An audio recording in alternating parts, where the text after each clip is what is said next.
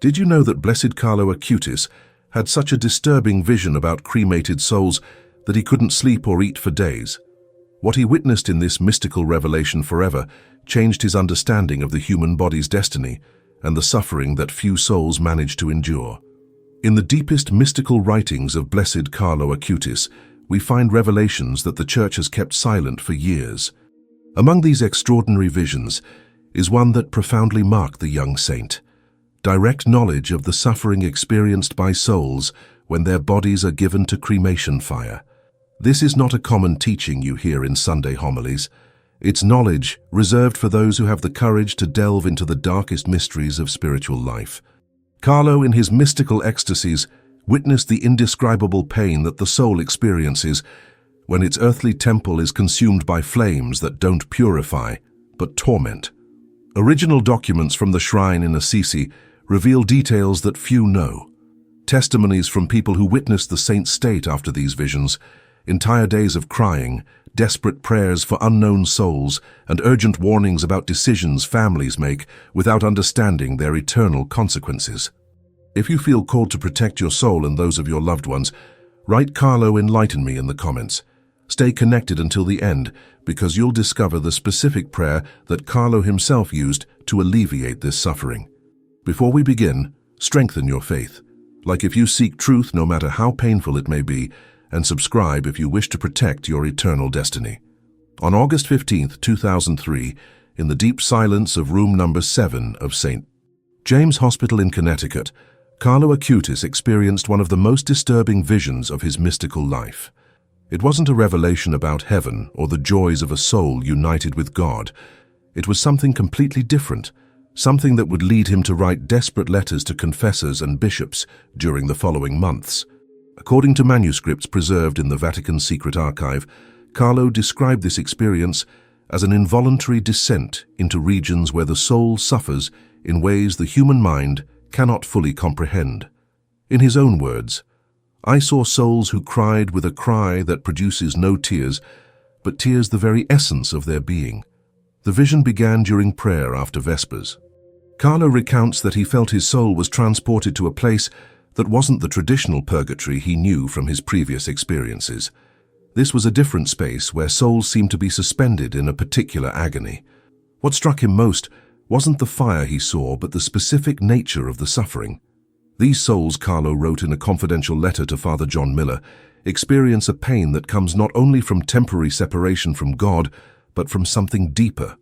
It's as if a fundamental part of their identity had been violently torn away, leaving a wound that cannot heal with ordinary means of purification. If you feel you need spiritual protection, write "protect me" in the comments. In this vision, Carlo observed something that left him completely bewildered. The suffering souls had a common characteristic. They had all been separated from their bodies by fire, but not the purifying fire of purgatory, rather the destructive fire of earthly cremation. The difference, according to the revelation received, was fundamental to understanding the nature of the suffering. Carlo describes in his personal notes how these souls explained their torment to him. The body is the temple of the Holy Spirit, and when this temple is profaned by the destructive flame before the time appointed by God, the soul experiences a rupture that goes beyond natural death. This rupture, according to the vision, created a kind of spiritual echo of the physical pain that the body experienced during cremation. The most frightening thing for Carlo wasn't just witnessing this suffering, but understanding that many of these souls had reached that condition through decisions made by their families with good intentions, but in ignorance of the spiritual consequences. How can earthly love cause such eternal torment? The young saint wondered in his writings after the vision. During the days following this revelation, hospital staff documented Carlo's condition. Nurse Sarah wrote, "Our young patient went 3 days without being able to ingest any food. He cried constantly and repeated, 'They didn't know what they were doing.' When we asked him why he suffered so much, he only answered, 'For the souls that burn without being purified.'" If you wish to receive blessings in difficult times, write "Bless me, Carlo" in the comments. The vision continued revealing to Carlo specific details about the nature of this suffering. The souls showed him how cremation interrupts a natural spiritual process that must occur between the soul and body during gradual decomposition. It's like plucking a flower before it finishes giving its fruit, Carlo explained to his confessor. The soul remains incomplete in its separation process, but what he saw afterward left him trembling for days. Carlo witnessed how some of these souls, in their desperation, tried to communicate with their living families to warn them about future decisions. However, their attempts at communication caused spiritual disturbances in homes, creating environments of restlessness, recurring nightmares for family members, and a constant sense of anguished presence.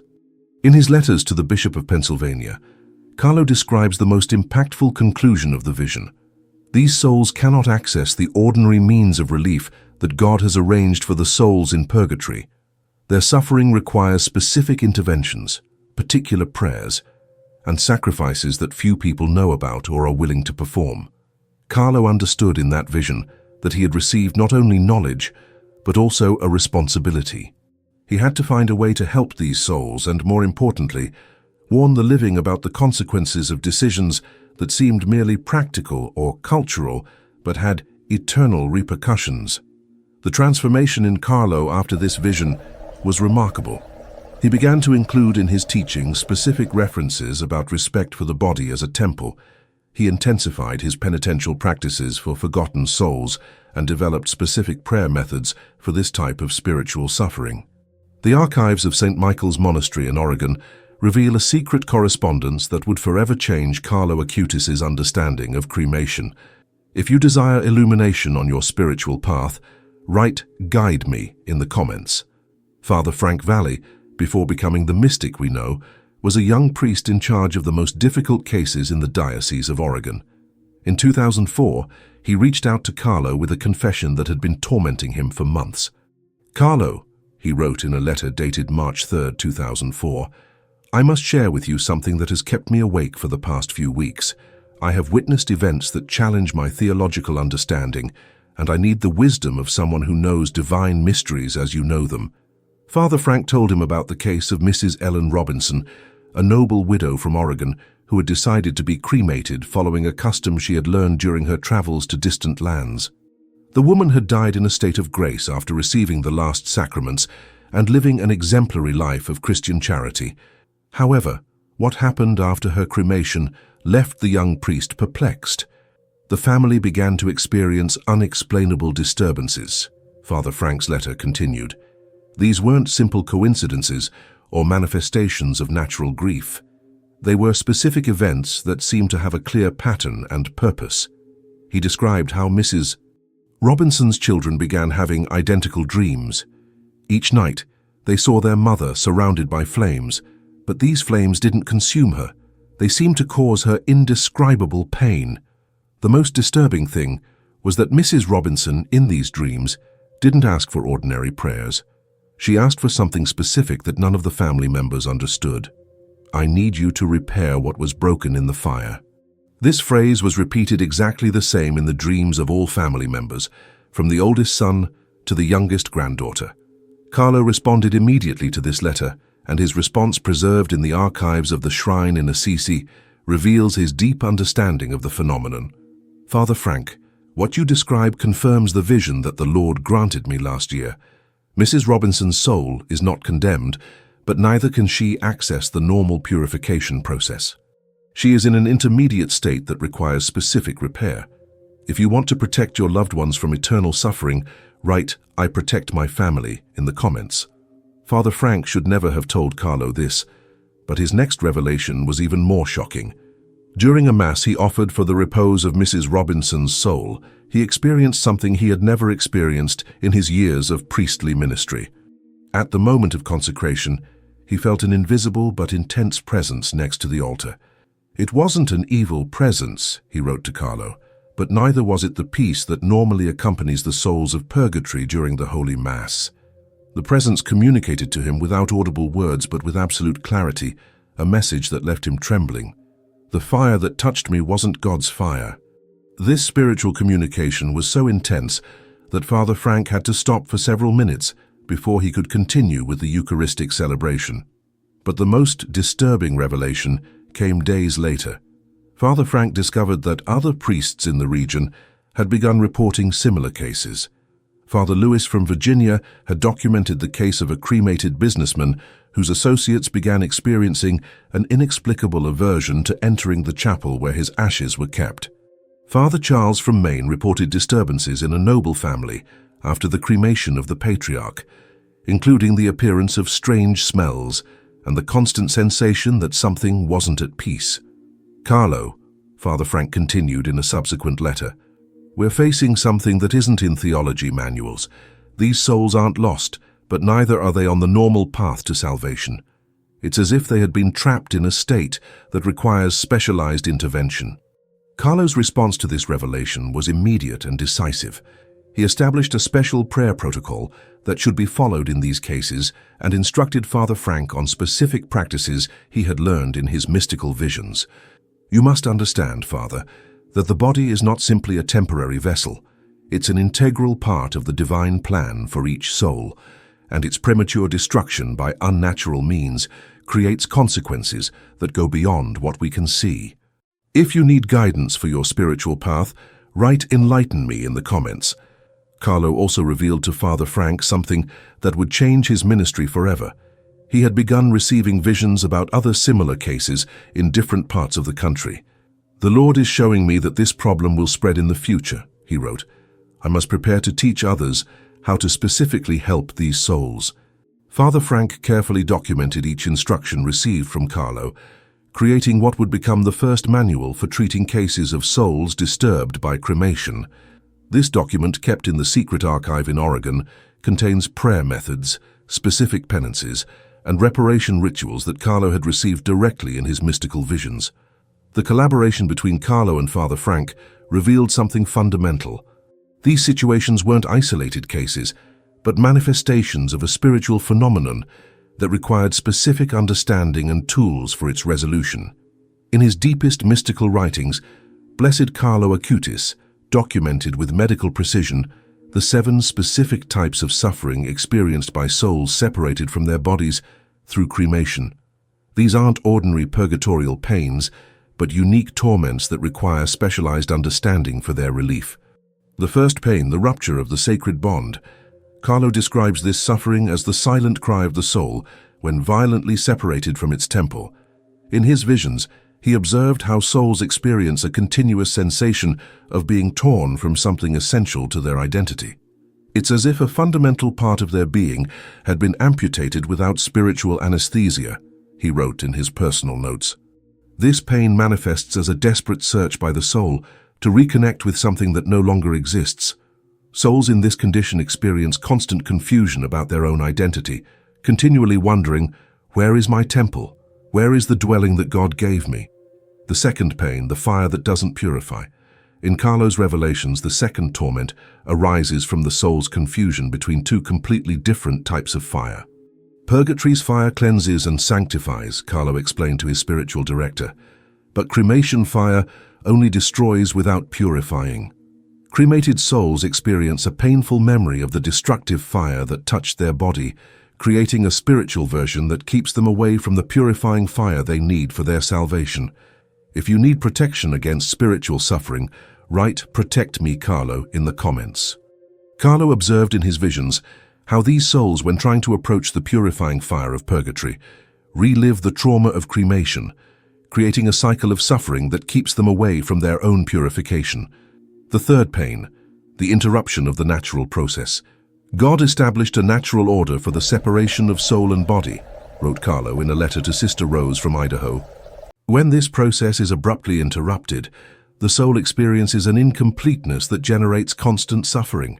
This pain manifests as a perpetual sensation that something remained unfinished, an uncompleted spiritual task. The souls describe this torment as being eternally on the verge of completing something essential, but never being able to achieve it. It's an agony of perpetual expectation that finds no resolution through ordinary means of grace. The fourth pain, extreme spiritual loneliness. The fourth pain is so intense that few souls resist it without specialized help. Carlo described it as a loneliness that goes beyond separation from God. These souls experience an isolation from the communion of saints as if their condition placed them in a spiritual space where they cannot receive the normal comfort that other souls in purgatory receive from the blessed. "It's like being in a room full of people who speak a language you can no longer understand," Carlo explained to his confessors. This isolation generates a desperation that feeds on itself, creating exponential suffering. The fifth pain, the traumatic memory of fire. Cremated souls carry the spiritual memory of the exact moment when fire consumed their body. Unlike natural death, where separation is gradual and allows progressive detachment, cremation creates a traumatic memory that continuously reproduces in the soul's experience. Carlo observed how these souls continually relive the moments of the destructive fire, not as a memory but as a present and constant experience. They cannot escape from that moment, he wrote, because it has become a permanent part of their spiritual condition. The sixth pain, the inability to intercede for the living. In his most detailed visions, Carlo discovered that cremated souls temporarily lose their natural ability to effectively intercede for their living loved ones. This discovery profoundly impacted him, as he understood that entire families were deprived of the spiritual protection normally provided by deceased loved ones in a state of grace. "They desire to help their families," wrote Carlo, "but their condition limits them. It's like having their hands spiritually tied." This pain intensifies when they observe their loved ones facing temptations or spiritual dangers without being able to provide the help they wish to offer. The seventh pain, anguish for the living. If you want to free a suffering soul, write "I free a soul" in the comments. The last and most complex of the pains arises when cremated souls understand the consequences of their example. They experience a special agony when they see that their cremation can influence the decisions of other family members, perpetuating the cycle of spiritual suffering. Carlo described this torment as Abraham's pain when seeing that his decision affects future generations. These souls suffer not only for their own condition, but for the indirect responsibility in the future cremations of their descendants, the revelation of the remedy. In the conclusion of his visions about these 7 pains, Carlo received a hopeful revelation. Each of these sufferings had a specific remedy. "God does not allow pain without providing medicine," he wrote, "but these spiritual medicines must be applied by living souls who understand the specific nature of each torment." The young saint developed precise methods of prayer, penance, and sacrifice to address each of the 7 pains, creating a complete system of spiritual relief that requires active participation from living family members and specialized intercession from holy souls. Among all the testimonies documented by Blessed Carlo Acutis, there is one that stands out for its extraordinary nature and the lasting consequences it had on the young saint's life. It's the case of Sister Gabrielle of Mercy, a nun from the convent in Idaho, whose death and subsequent spiritual manifestation provided Carlo with direct evidence about the consequences of cremation. Sister Gabrielle had been an exemplary religious for 32 years. Her superiors described her as a woman of deep prayer, rigorous penance, and heroic charity towards sick sisters. When she died in April 2005, she seemed destined for a peaceful transition to eternal glory. However, her older brother, influenced by progressive ideas of the time, decided to cremate her body against the convent's traditions. "It was a decision made with good intention," Carlo later wrote to the Bishop of New Hampshire. Mr. Robert believed he was honoring his sister's humility, following practices he had observed during his travels in the East. He didn't understand that he was interfering with a sacred process.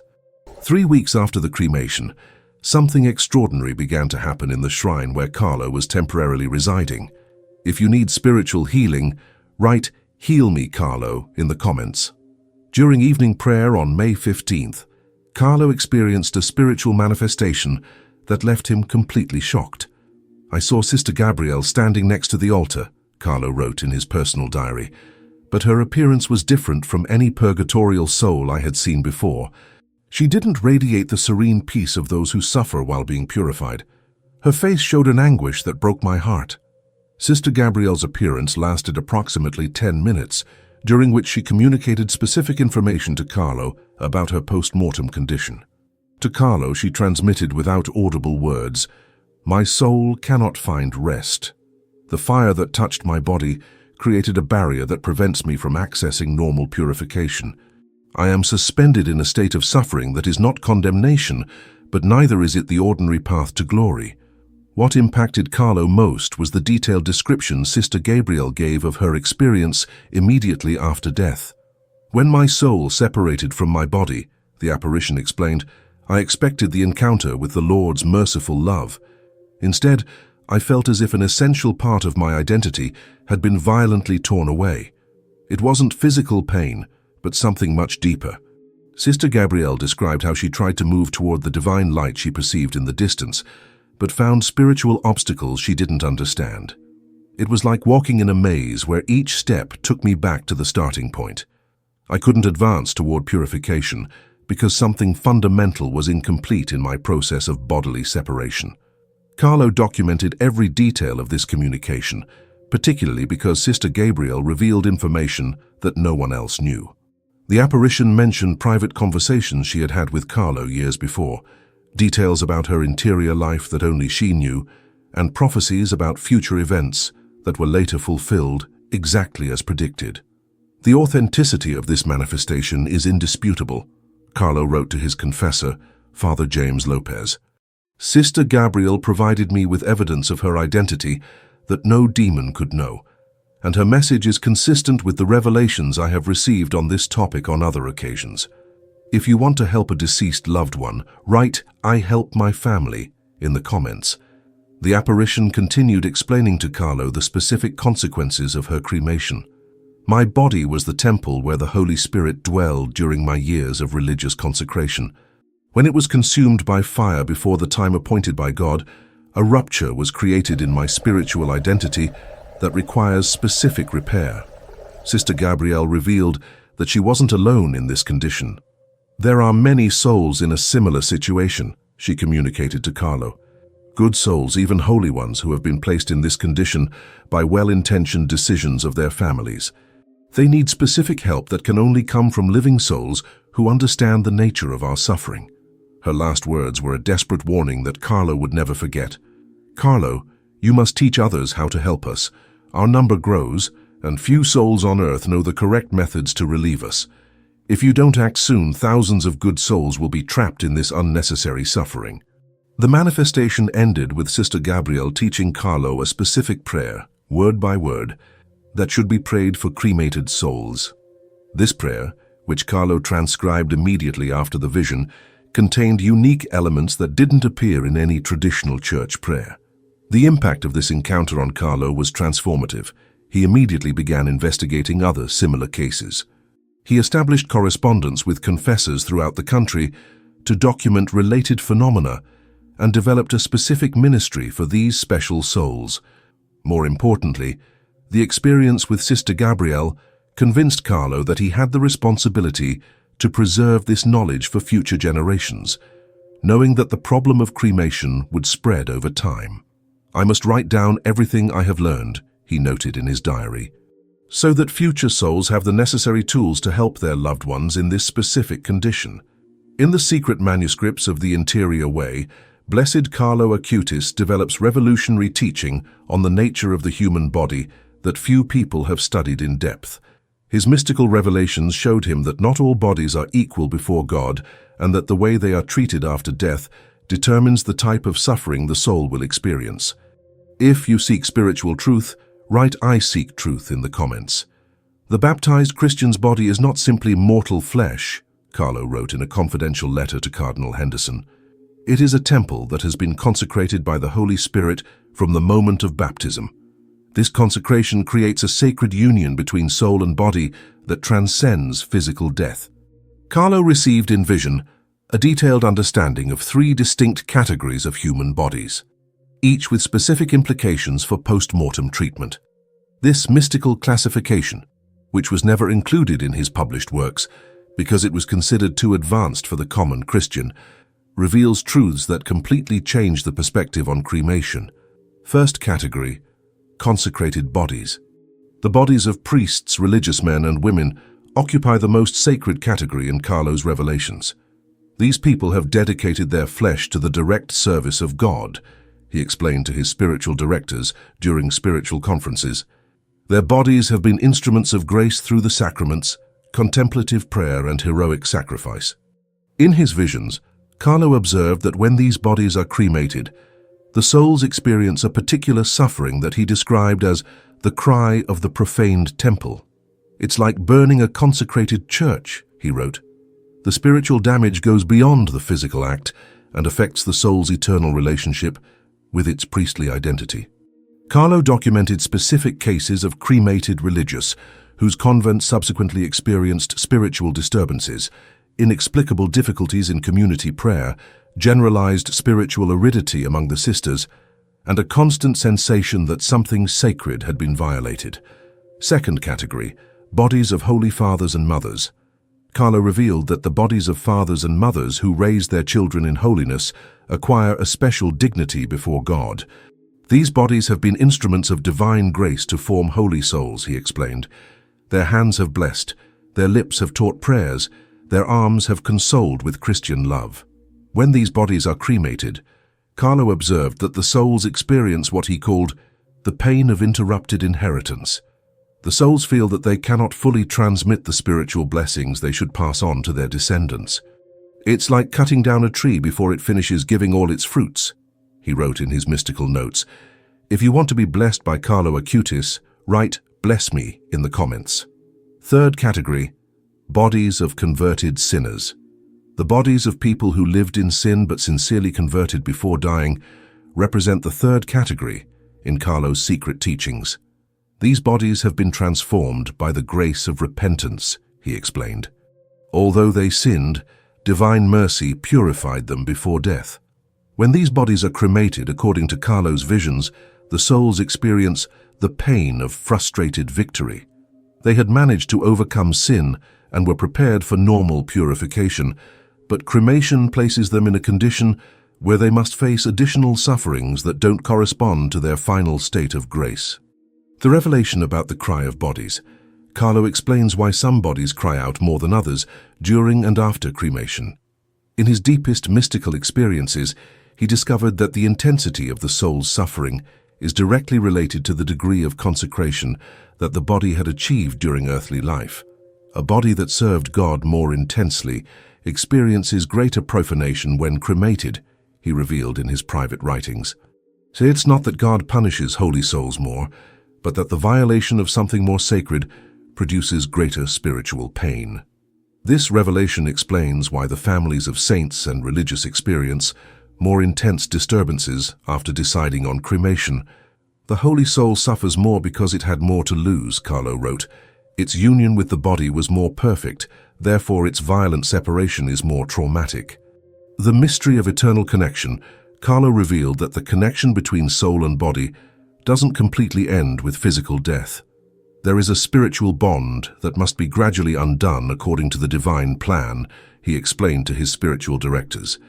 Cremation abruptly cuts this bond, like cutting a rope while someone is slowly descending. This eternal connection explains why saints' relics maintain spiritual power and why the Church has traditionally venerated the bodies of the blessed. It's not superstition, Carlo wrote, but recognition of a spiritual reality that goes beyond ordinary human understanding. The prophetic warning.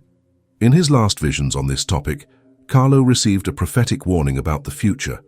Times will come when cremation will be seen as normal and even preferable. In those days, the suffering of cremated souls will multiply because there will be few people who understand how to help them. This prophecy led Carlo to develop specific methods of spiritual help and to carefully document his teachings, knowing they would be needed for future generations who would face this problem on a larger scale. Blessed Carlo Acutis developed a system of spiritual discernment that allows families to recognize when a cremated soul is experiencing the specific sufferings he had witnessed in his visions. These signs, documented in his private letters to confessors and spiritual directors, function as an early warning system to intervene spiritually before the soul's suffering intensifies. God, in his infinite mercy, does not allow souls to suffer in total silence, Carlo wrote to Father Emilio Vega. He always provides signs to the living so they can offer help, but these signs must be recognized and correctly interpreted. First sign, family sleep disturbances. The first and most common of the signs that Carlo identified are specific disturbances in the sleep of the direct relatives of the cremated deceased.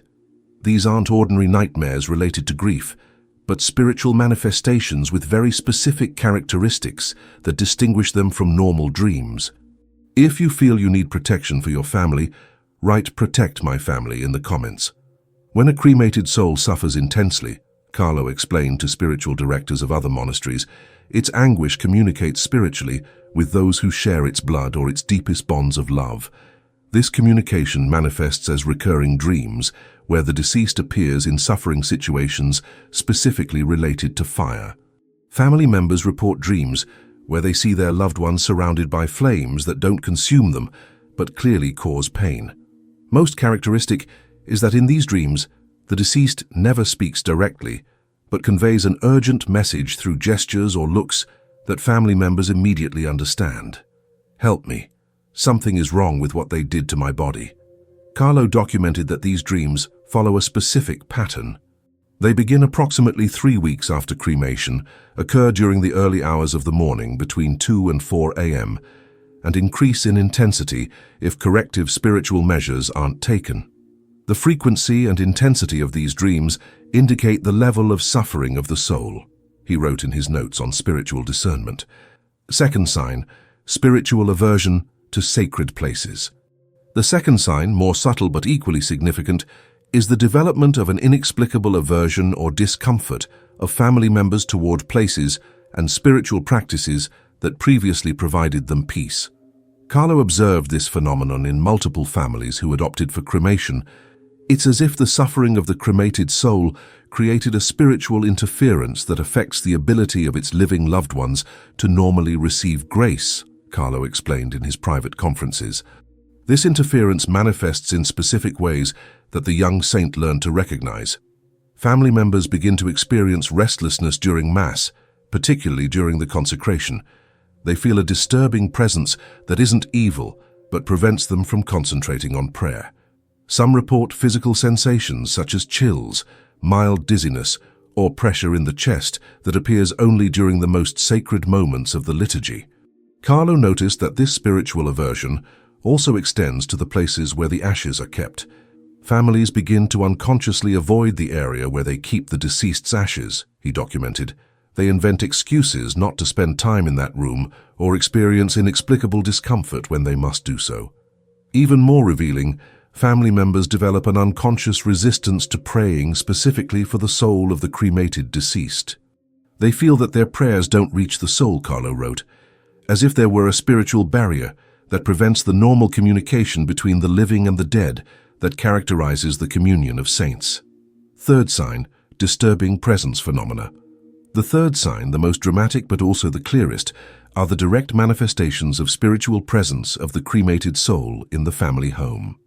Carlo carefully distinguished these phenomena from evil apparitions or the normal consolations provided by souls in purgatory. If you wish to receive blessings in these difficult times, write "blessings" in the comments. These presences aren't malevolent, Carlo explained, but neither do they bring the characteristic peace of souls in the normal process of purification.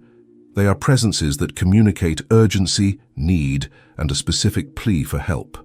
Families report inexplicable tactile sensations, gentle touches on the shoulder during moments of silence, the sensation that someone is sitting on the bed during the night, or currents of cold air that appear at specific moments related to prayer or mention of the deceased.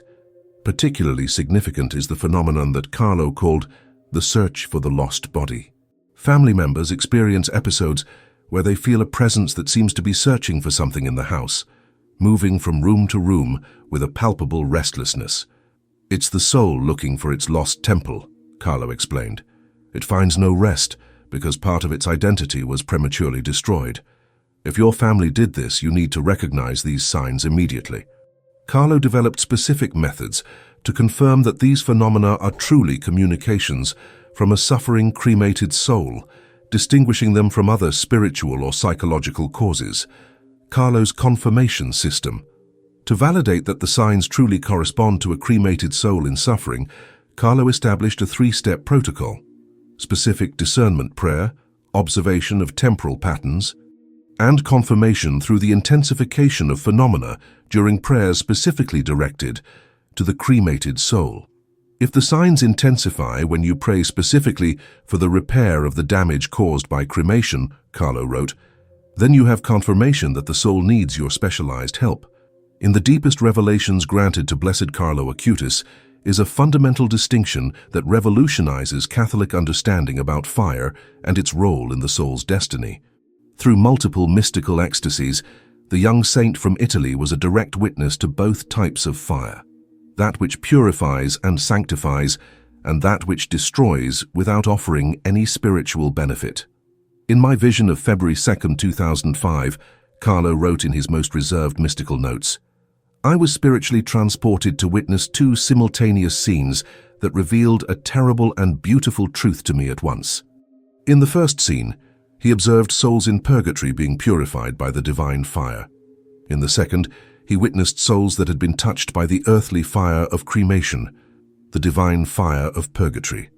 Carlo described the purifying fire with details that overwhelm for their beauty and spiritual precision. This fire has divine consciousness, he explained to his spiritual directors. It knows exactly which aspects of the soul need purification and acts with the precision of a heavenly surgeon who operates with infinite love. In his visions, Carlo observed how purgatory's fire perfectly adapts to each individual soul. For some souls it burns with gentle but constant intensity, like an ember that warms without burning. For others, it manifests as intense bursts that quickly purify specific defects. If you feel called to help souls in pain, write "I want to help" in the comments. The fundamental thing is that this fire always produces visible spiritual progress. Souls in the purifying fire radiate a strange happiness, Carlo documented. They suffer intensely, but understand that each moment of pain brings them closer to eternal union with God. Their suffering has purpose, direction, and certain hope. Carlo observed how souls in purgatory communicate with each other during purification, forming a community of hope where the more advanced consoled the newly arrived. There is a brotherhood in purifying suffering that generates peace even amid the most intense pain. The destructive fire of cremation. In absolute contrast, Carlo witnessed the nature of the fire used in earthly cremation and its effects on souls. This fire has no divine consciousness, he wrote with evident horror in his notes. It is fire created by human hands, without purifying purpose, moved only by the human will to destroy what God formed to be preserved.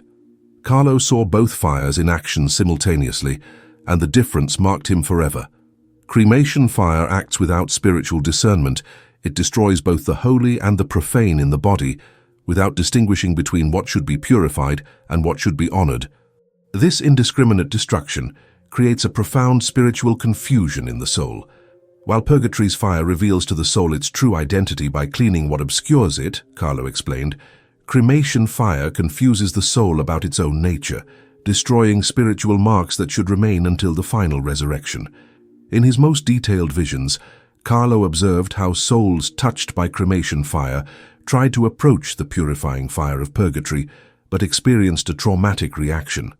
It's as if the memory of the destructive fire terrified them from the fire they need for their salvation. He documented the difference in spiritual effects. Only one purifies, the other destroys, and this difference has eternal consequences that few people understand. In purgatory's fire, each moment of suffering removes specific obstacles between the soul and God. Progress is constant, measurable, and inevitably leads toward eternal glory. In contrast, the suffering caused by cremation does not automatically produce spiritual progress.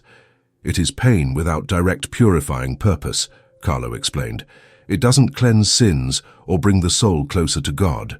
It simply causes suffering that must be healed before normal purification can begin. The differential healing process, the most hopeful revelation Carlo received, was the understanding that both types of suffering have a solution but require completely different methods. For souls in purgatory, we need traditional prayers, masses, and works of charity, he wrote. For cremated souls, we first need to heal the trauma of the destructive fire before we can help them with their normal purification. Carlo developed what he called the dual healing protocol. First, specific prayers to heal the trauma of cremation. Second, traditional methods of suffrage to help with the soul's ordinary purification. If you seek spiritual wisdom, write "Enlighten me, Carlo" in the comments. The reserved teaching. This difference between fires, Carlo wrote in his last letter on the topic, must be taught with care and wisdom, not to terrify families who have already chosen cremation, but to equip them with the necessary spiritual tools to truly help their loved ones. Carlo understood that he had received this revelation not to condemn, but to provide hope and concrete methods of spiritual help in situations that traditional theology hadn't fully addressed. In the early morning of October 25, 2005, after weeks of spiritual agony for the cremated souls he had seen in his visions, Blessed Carlo Acutis received the most extraordinary grace of his entire mystical life related to this topic. During an ecstasy that lasted more than 2 hours, Jesus Christ himself dictated word by word a specific prayer to alleviate the suffering of souls violently separated from their bodies. Jesus Christ appeared to me with an expression of infinite compassion, Carlo wrote in his most secret mystical diary, preserved in the archive of the shrine in Assisi. He told me, "My son, I have seen your pain for these forgotten souls. I will teach you how to heal what human fire has damaged, using the power of my divine fire." The prayer he received resembles no traditional church prayer. It contains unique elements that specifically address the spiritual trauma caused by cremation. It's not an ordinary supplication prayer, Carlo explained to his most spiritually advanced colleagues, but a reparation prayer that acts as direct spiritual medicine.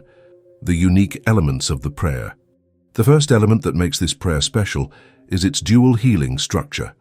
It first addresses healing the trauma caused by the destructive fire, then facilitates the soul's access to the purifying fire it needs for salvation. It's like cleaning a wound before applying medicine, Carlo explained. The second revolutionary element is the specific invocation of Christ's authority over death and resurrection. This prayer doesn't just ask for mercy, Carlo wrote, but invokes Christ's specific power to repair what was damaged in the natural order of separation between soul and body. The third unique component is the inclusion of a substitution offering, where the person praying offers their own suffering specifically to alleviate the cremation trauma of the soul for whom they intercede. Christ showed me that the innocent suffering of the living can heal the traumatic suffering of the dead, Carlo revealed. The first application case, the first opportunity to test the efficacy of this prayer, came when Carlo learned of Sister Gabrielle's suffering. He immediately gathered people at the shrine and taught them the prayer exactly as he had received it.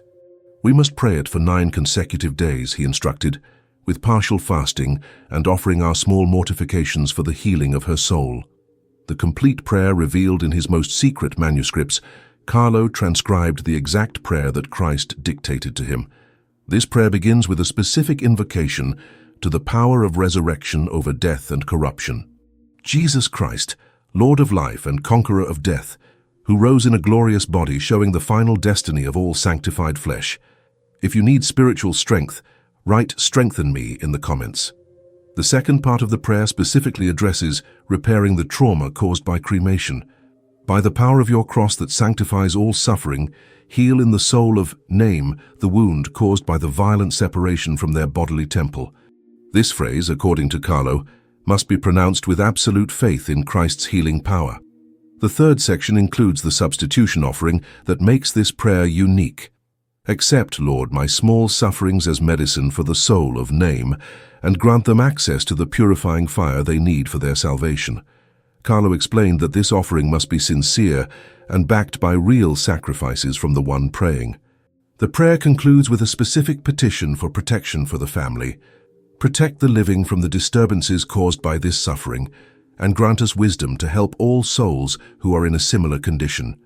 The specific requirements for efficacy, Carlo received detailed instructions about the conditions that must be met for the prayer to produce its full effects. The person praying must be in a state of grace confirmed by recent confession. A soul in mortal sin cannot effectively channel the healing grace, Carlo warned.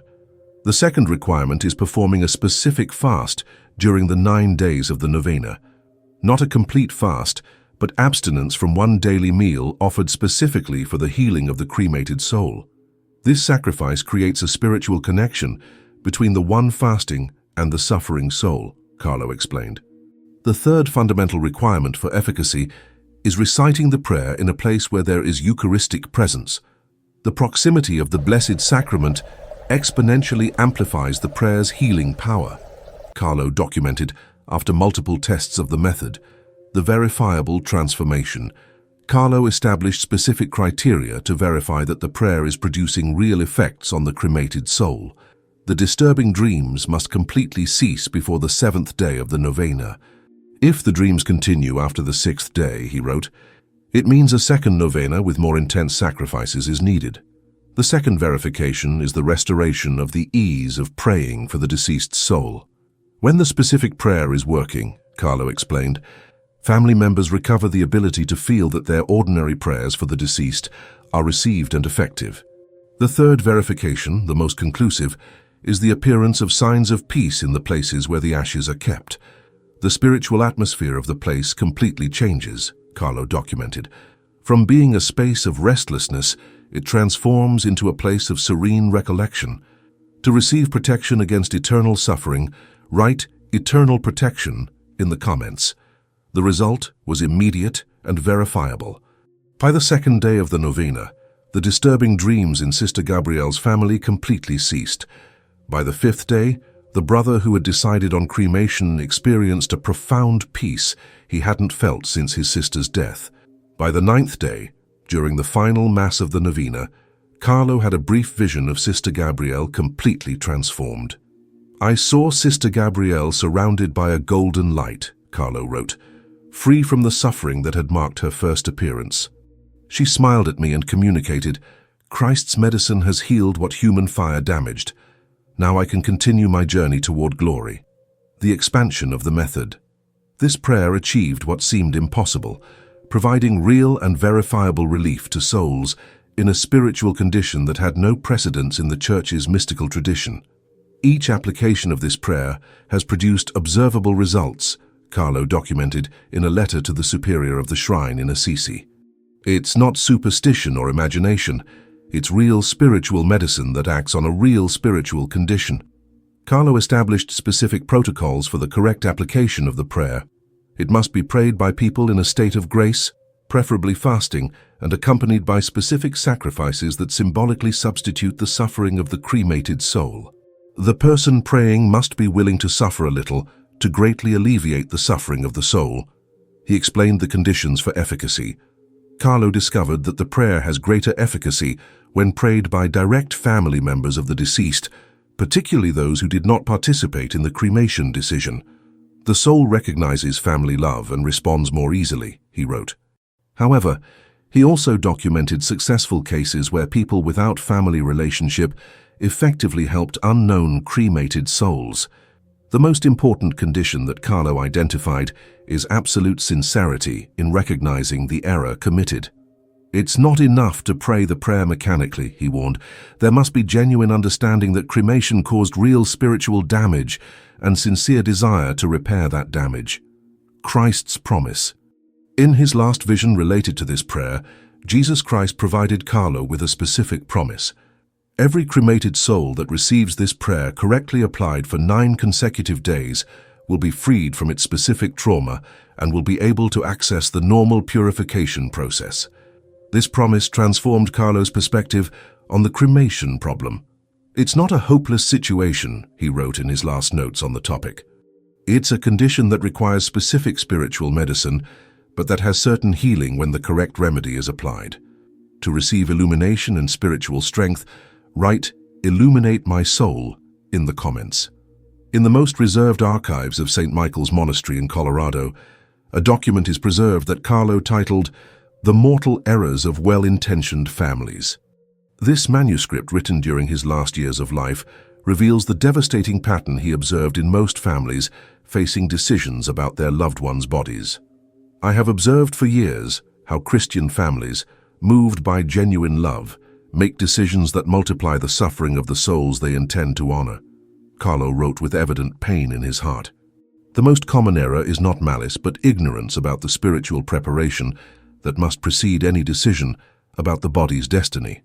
The fundamental error, deciding without preparing the soul, Carlo identified that 9 out of 10 families make the same critical error. They make decisions about cremation or burial based solely on practical, economic, or sentimental considerations, without performing the specific spiritual preparation that the soul needs for either of these options. Families discuss costs, traditions, and personal preferences, Carlo observed, but they forget that the deceased soul must be spiritually prepared for the type of bodily separation they will experience. This lack of preparation, according to Carlo's revelations, exponentially multiplies any subsequent suffering. In his most detailed visions, Carlo witnessed how souls that had received specific spiritual preparation before cremation experienced significantly less suffering than those whose bodies were cremated without prior preparation. The difference is like comparing surgery with anesthesia versus surgery without it, he explained to his confessors. The ignored preparation protocol, Carlo developed a specific spiritual preparation protocol that should ideally be implemented while the person is alive, but can also be partially applied after death if done within the first 72 hours. God in His mercy allows certain temporal flexibility for this preparation, he wrote, but effectiveness drastically decreases after the 3rd day. The first step of the protocol is the specific consecration of the body as a temple. This goes beyond the general understanding that the body is a temple of the Holy Spirit. It requires a specific prayer where the soul consciously surrenders its body to God with full understanding of the implications of any form of subsequent destruction. The second step involves preparation for violent separation. Here the soul must consciously accept that its separation from the body will not follow the natural process of gradual decomposition that God originally designed. The soul must specifically say goodbye to each part of its body, Carlo explained, acknowledging the holiness that each member acquired by serving God during earthly life. To receive divine wisdom, write, "Give me wisdom" in the comments. The error of divided family decisions. One of Carlo's most important discoveries was the devastating impact of family decisions made without spiritual unanimity. When a family is divided on cremation, he wrote in a letter to Father Michael Lopez, the deceased soul experiences additional suffering that comes from the spiritual conflict among their loved ones. Carlo documented specific cases where half the family supported cremation while the other half opposed it. In these cases, the soul experiences what Carlo called the spiritual pull. It feels the simultaneous attraction in 2 opposite directions, generating additional confusion about its own identity and destiny. The soul perceives the family division as a division in its own nature, Carlo explained.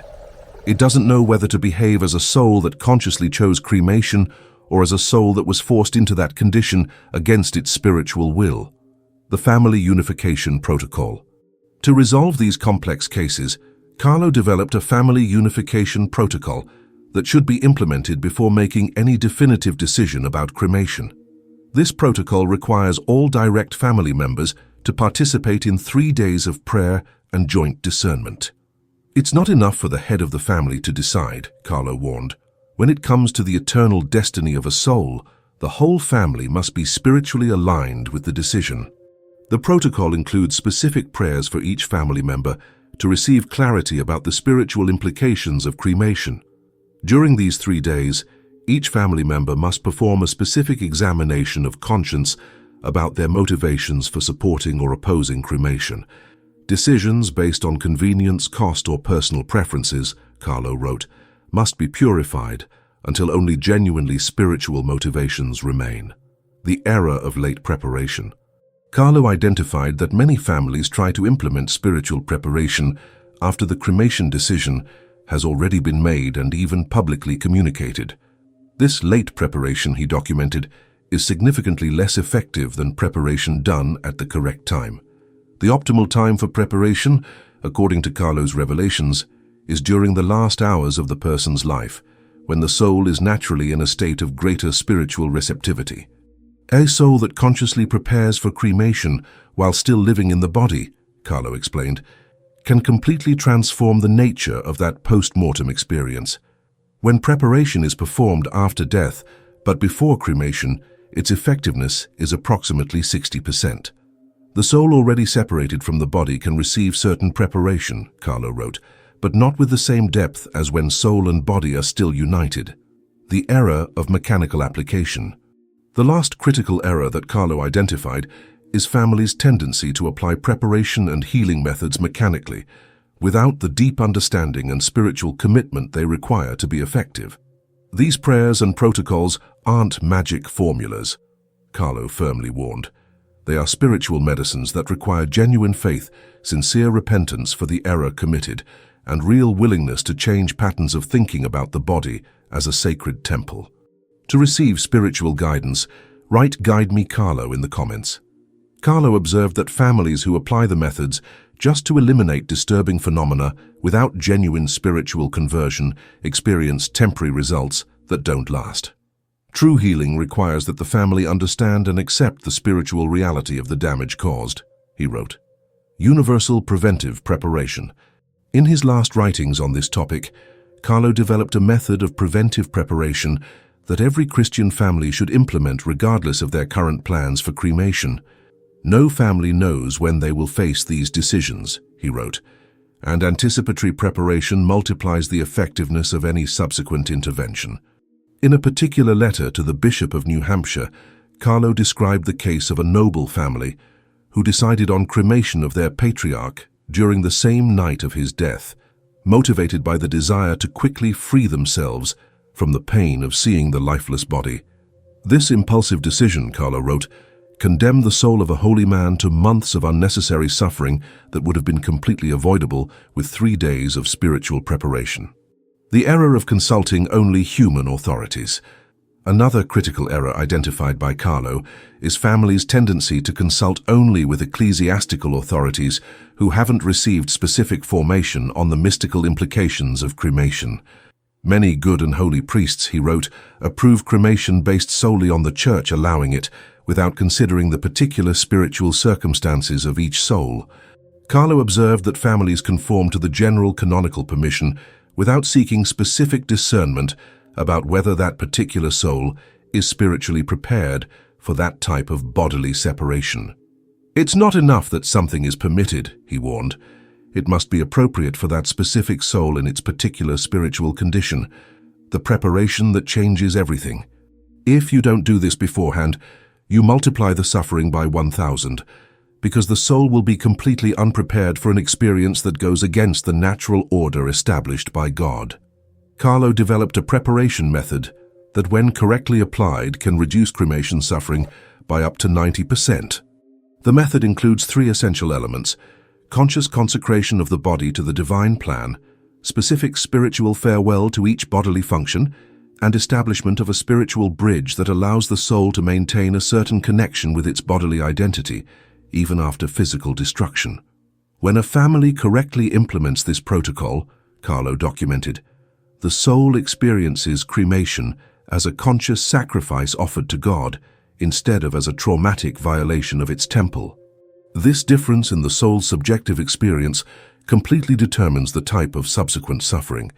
The evidence of this method's success manifests immediately in families who apply it. Peace in dreams, ease in prayer for the deceased, and absence of spiritual disturbances that characterize cases of cremation without preparation. In the most personal and prophetic vision that Blessed Carlo Acutis received on the topic of cremation, he was spiritually transported into the future to observe the specific destiny of souls who would live in modern times.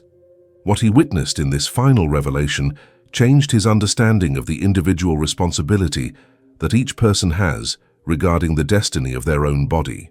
I saw future times when cremation would be as common as burial is in our days, Carlo wrote in his most reserved prophetic notes. I observed entire generations of families who would choose cremation without understanding its implications, creating massive suffering that could be avoided with adequate knowledge and preparation, the personal vision of each soul. In this extraordinary revelation, Carlo witnessed something that left him deeply impacted. Christ showed him the specific spiritual future of different types of people according to their decisions about cremation. I saw individual souls, he documented, each facing the specific consequences of decisions they hadn't yet made, but that Christ knew from eternity. Carlo saw your spiritual future with prophetic clarity, and this is what you must do now to avoid unnecessary suffering. In his visions, he observed three distinct categories of modern people and their spiritual destinies related to decisions about cremation. If you desire spiritual transformation in your life, write "Transform me" in the comments. First category, the prepared souls. Carlo witnessed the destiny of people who, after receiving knowledge about the spiritual implications of cremation, make conscious and informed decisions. "I saw souls who chose cremation after complete spiritual preparation," he wrote, "and their experience was radically different from those who didn't prepare. These souls experienced cremation as an act of conscious oblation, similar to the sacrifice of martyrs who voluntarily offered their bodies to fire for love of Christ." When the soul is consciously prepared, Carlo explained, cremation fire can even become an instrument of active purification, although it remains less perfect than the natural process. Carlo observed that these prepared souls maintain peace during cremation, experience an orderly bodily separation, and quickly access the normal purification processes of purgatory. Their conscious preparation transforms a potentially traumatic act into a sacrifice acceptable to God. Second category, ignorant but well-intentioned souls. In his prophetic vision, Carlo witnessed the destiny of millions of modern souls who would choose cremation without knowledge of its spiritual implications, but without malice in their intentions. "These souls," he wrote, "represent the majority of future cases. They aren't guilty of decisions made in ignorance, but they experience the natural consequences of interrupting the established divine order." Carlo observed that these souls experienced the sufferings he had previously documented, but with variable intensity, according to the degree of their personal holiness and the general spiritual preparation they had achieved during their earthly life. "The holiest souls suffer more intensely," he revealed, "because they had greater union with their bodies as temples of the Holy Spirit." However, Christ showed Carlo that these souls receive special help from divine mercy, particularly through the prayers of living relatives who belatedly learn about their condition and apply the healing methods that Carlo had received. Third category, rebellious souls. The most concerning category that Carlo witnessed was people who, after receiving full knowledge about the spiritual implications of cremation, deliberately choose to proceed for reasons of pride, rebellion, or contempt for Christian traditions. "I saw souls who knew the truth but consciously rejected it," Carlo wrote with evident sadness. These souls experienced not only the normal sufferings of cremation, but additional sufferings related to their conscious rebellion against the divine order. Christ revealed to Carlo that these souls face much greater obstacles to receiving help, because their condition includes the additional element of the sin of spiritual pride. They require not only healing from the trauma of cremation, Carlo explained, but also conversion of the heart that rejected known truth. To protect your family from spiritual suffering, write "I protect my own" in the comments, your immediate personal responsibility. The most impactful revelation for Carlo was understanding that each person who receives this knowledge acquires an immediate spiritual responsibility. "You cannot remain neutral after knowing this truth," he wrote in his last notes on the topic. "Your soul will be judged not only by your own decisions, but by how you use this knowledge to help others." Carlo saw that people who receive this teaching and don't act to protect their own souls and help others experience a specific type of spiritual remorse. "Knowing the truth creates responsibility," he explained. "Ignoring the truth after knowing it multiplies the consequences of any incorrect decision." The specific action plan. Based on his prophetic visions, Carlo established a three-step action plan for people who receive this knowledge. First, immediate personal spiritual preparation to ensure that one's own decisions about cremation are based on complete knowledge and adequate preparation. Second, active intercession for known cremated souls, applying the specific methods of prayer and reparation that he had received in his mystical revelations. Third, careful transmission of this knowledge to others, especially family and friends who might face similar decisions in the future. In his last vision on this sacred topic, received just 3 months before his death, Blessed Carlo Acutis was transported to the distant future to witness the exact moment when you, upon hearing these words, would make the most important decision of your spiritual life. I saw a specific soul, Carlo wrote in his last mystical notes, a soul of the 21st century who had received all the teachings that the Lord granted me about cremated souls. This soul was at the moment of final choice. Christ himself revealed to Carlo the secret that had been reserved until this moment. Your soul was chosen from eternity to receive this specific knowledge at this precise moment in your life. It's not a coincidence that you hear these words now, the Lord communicated to Carlo. It's the fulfillment of a divine plan established before the creation of the world. In that prophetic vision, Carlo witnessed the two options that extend before your soul at this moment. The first option is to use this knowledge to protect your eternal destiny and help cremated souls who suffer in silence. The second option is to ignore these teachings and continue living as if you hadn't received this extraordinary revelation. I saw the eternal consequences of both decisions, Carlo wrote. The soul that chooses to act according to this knowledge receives graces of protection, increased spiritual wisdom, and a deeper union with the crucified Christ. The soul that chooses to ignore these revelations faces additional responsibilities in its particular judgment. If you wish to be an instrument of healing for souls, write, "I will heal souls," in the comments. The last secret that Christ revealed to Carlo about your specific destiny is this. Your soul has the unique capacity to help completely free a minimum of 7 cremated souls during your remaining earthly life. This capacity is a specific gift, Christ explained to Carlo, granted to chosen souls who receive this knowledge in preparation for a special ministry of intercession. But there's more. Carlo saw that your faithful implementation of these teachings would create a multiplier effect that would extend to your descendants for 3 generations. Families who correctly apply these methods of spiritual healing, Christ revealed to Carlo, receive special protection against modern temptations to despise the body as a sacred temple. In his final words on this topic, Carlo wrote, "To whoever receives these revelations, a spiritual treasure of incalculable value has been granted. Their responsibility is proportional to the value of the gift received. The moment of decision has come."